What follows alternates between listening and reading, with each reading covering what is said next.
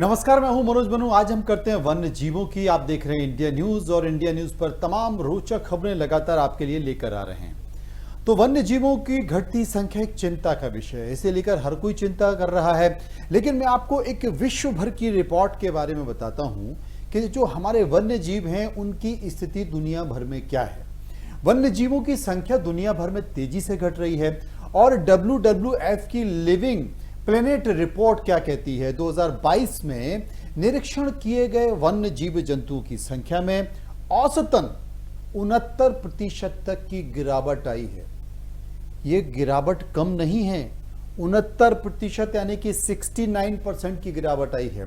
जैव विविधता की क्षति को रोकने की अपील अब लगातार की जा रही है और यह निरीक्षण वर्ष 1970 से 2018 के बीच किया गया, यानी कि 5230 प्रजातियों के 32,000 जीवों का अध्ययन हुआ।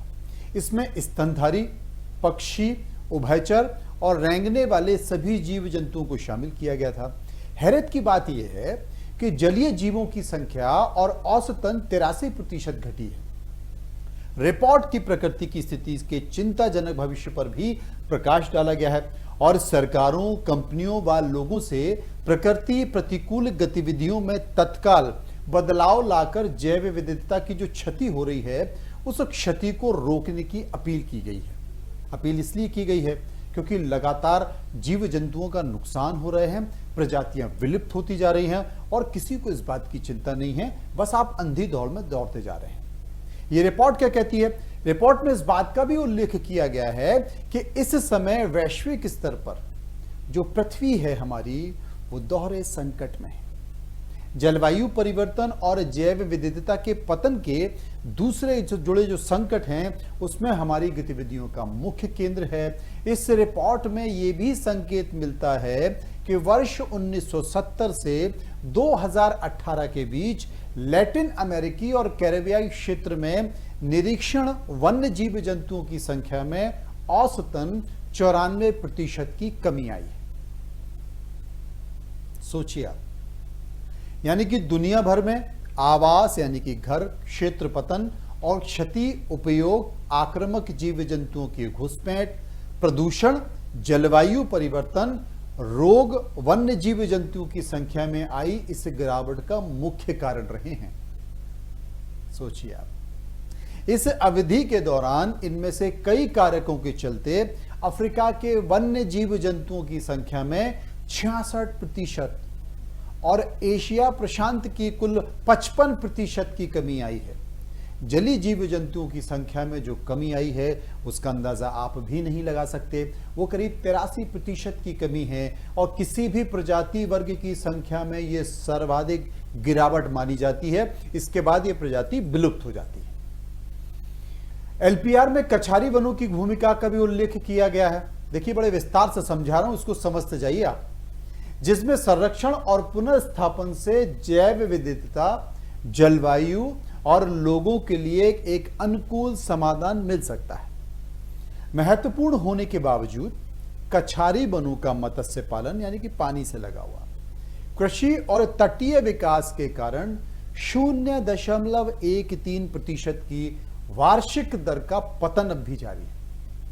आंधी आती है, तट कट जाते हैं, प्राकृतिक दबाव भी होता है, इसके साथ साथ अति उपयोग एवं प्रदूषण भी कारक होते हैं। कछारी वनों की क्षति होती है इससे। इन कछारी वनों के पतन के चलते जैव विविधता की आवास क्षेत्र की क्षति होती है और तटवर्ती समुदायों को परितंत्रीय सेवाएं नहीं मिल पाती हैं। कुछ क्षेत्रों में इससे उन भूभागों की क्षति भी हो जाती है जहां तटवर्ती समुदाय रहते हैं। रिपोर्ट में उल्लेख है कि वर्ष 1985 से सुंदरवन के कछारी वन में 173 वर्ग किलोमीटर क्षेत्र का कटा हुआ यानी कि वो पानी में चला गया, जिसके चलते वहां रहने वाले 10 मिलियन, छोटी संख्या नहीं है, 10 मिलियन लोगों में से कई लोगों की भूमि और परितंत्रीय सेवाओं में कमी आई है।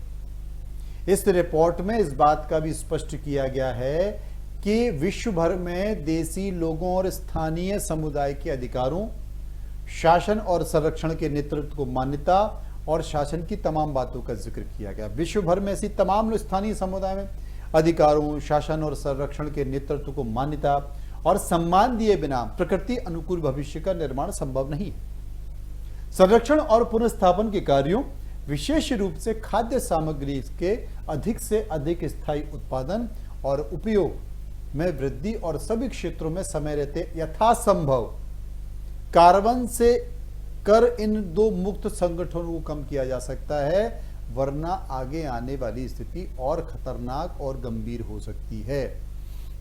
मैं आपको बता दूं कि WWF ने और क्या कहा है।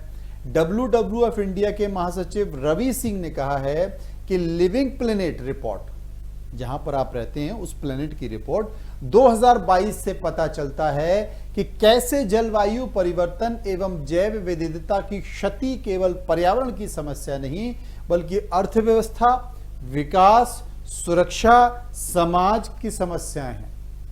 ऐसे में उनका समाधान भी साथ किया जाना चाहिए। अगर नहीं हुआ तो बहुत दिक्कत हो सकती है और सबसे ज्यादा अगर प्रभावित कोई हो सकता है इससे तो भारत ही हो सकता है, खासकर जलवायु परिवर्तन के मुद्दे पर। फिलहाल इस खबर में इतना ही। आप चलते रहिए इंडिया न्यूज के साथ। नमस्कार।